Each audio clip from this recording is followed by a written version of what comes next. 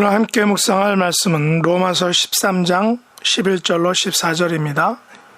11절 또한 너희가 이 시기를 알거니와 자다가 깰 때가 벌써 되었으니 이는 이제 우리의 구원이 처음 믿을 때보다 가까웠음이라.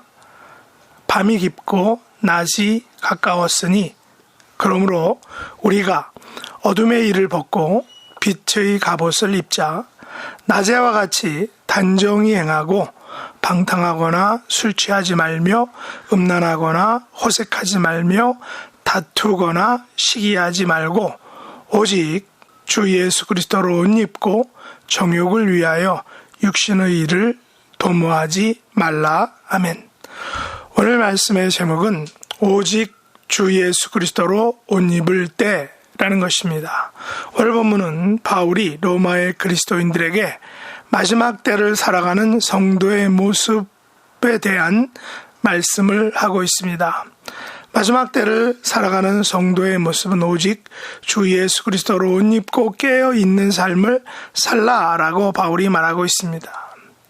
바울이 살던 시대는 로마가 한창 잘 나가던 시대입니다.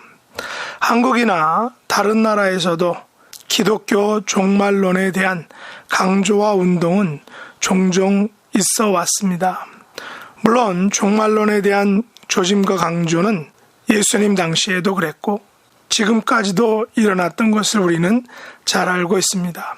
종말론은 크게 두 종류라고 할 수 있습니다. 성경이 말하는 종말론과 그 외에 다른 종말론이 그것입니다. 성경과 예수님께서는 반드시 종말이 있다라고 말씀하셨습니다. 그러나 종말과 재림과 부활 등의 종말론에 대한 해석은 교단에 따라 다르고 사람에 따라 다른 모습을 가지고 있는 것을 우리가 알 수 있습니다.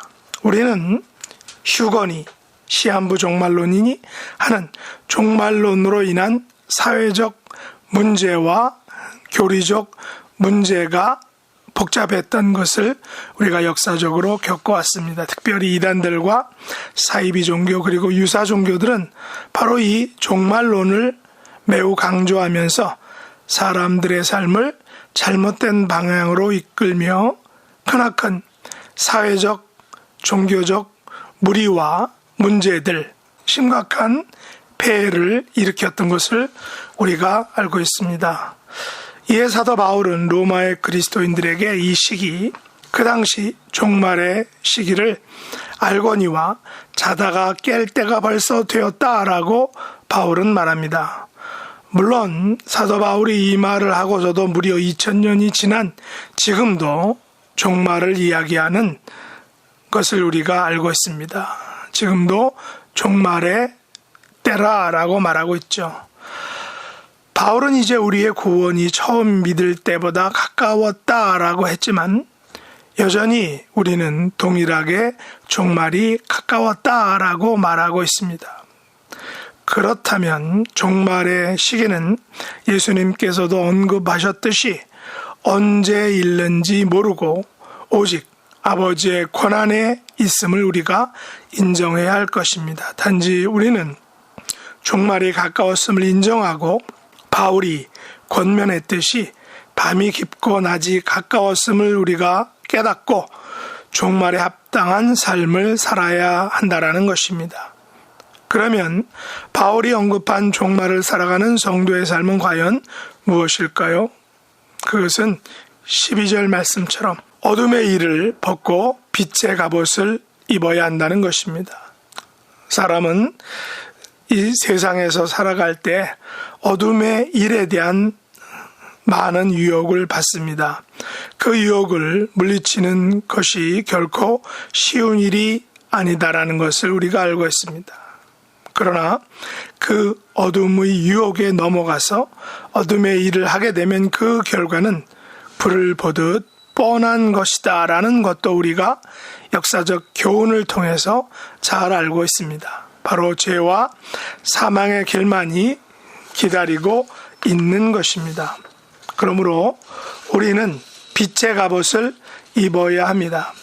그러면 빛의 갑옷을 입는 삶은 과연 무엇일까요? 바울은 13절과 14절에서 이렇게 말하고 있습니다. 낮에와 같이 단정히 행하고 방탕하거나 술 취하지 말며 음란하거나 호색하지 말며 다투거나 시기하지 말고 오직 주 예수 그리스도로 옷 입고 정욕을 위하여 육신의 일을 도모하지 말라라고 말하고 있습니다.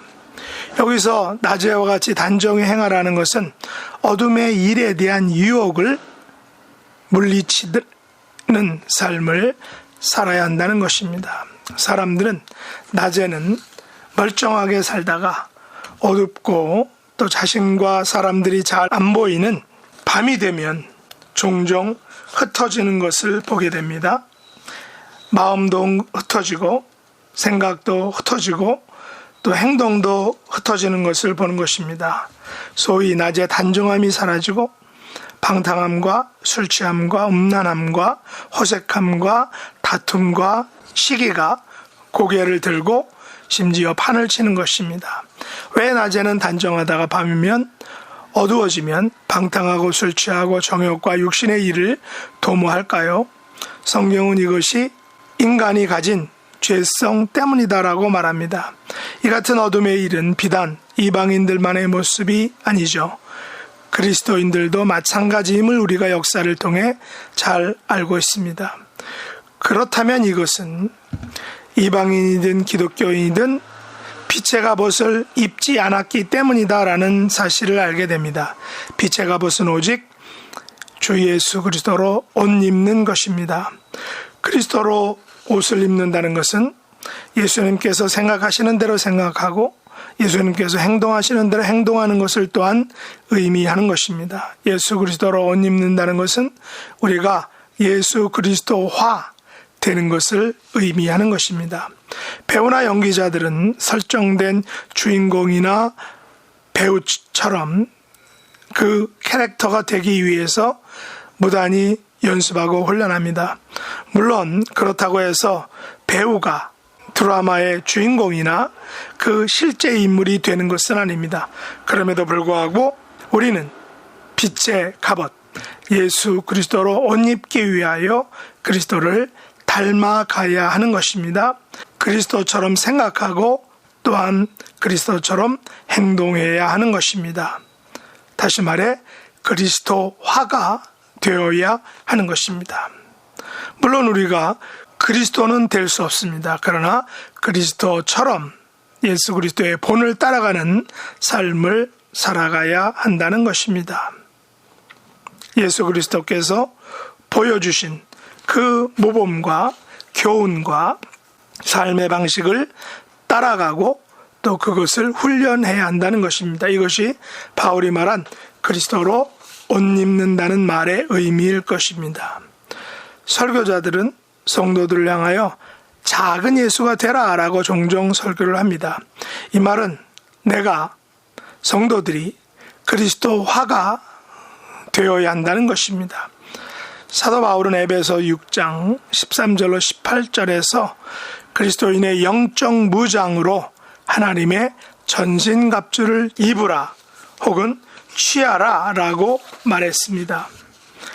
그러므로 하나님의 전신갑주를 취하라. 이는 악한 날에 너희가 능히 대적하고 모든 일을 행한 후에 서기 위함이라. 그런즉 서서 진리로 너희 허리띠를 띠고 의의 호심경을 붙이고 평안의 복음이 준비한 것으로 신을 신고 모든 것 위에 믿음의 방패를 가지고 이로써 능히 악한 자의 모든 불화살을 소멸하고 구원의 투구와 성령의 검 곧 하나님의 말씀을 가지라.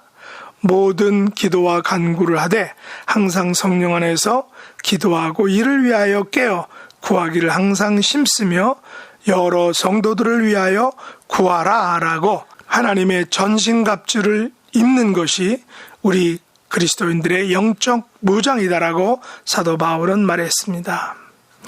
우리들의 모든 삶 속에서 하나님의 전신갑주를 취함으로 입음으로 그리스도로 옷 입어서 우리에게 놓인 종말의 시기를 지혜롭게 또 하나님이 원하시는 방법으로 예수님께서 말씀하신 대로 살아가는 복된 성도가 되시기를 예수님의 이름으로 축복합니다. 기도하겠습니다. 하나님 아버지, 종말의 시기는 예수님 당시나 바울 시대나 오늘이나 동일함을 알고 있습니다. 종말에 대한 시기의 문제가 아니라 종말을 어떻게 살아가느냐의 문제임을 저희들이 알고 있습니다. 하나님의 전신갑주를 취함으로 입음으로 그리스도로 옷 입음으로써 승리하는 하나님의 자녀가 되게 하여 주시옵소서. 예수님의 이름으로 간절히 기도드리옵나이다. 아멘.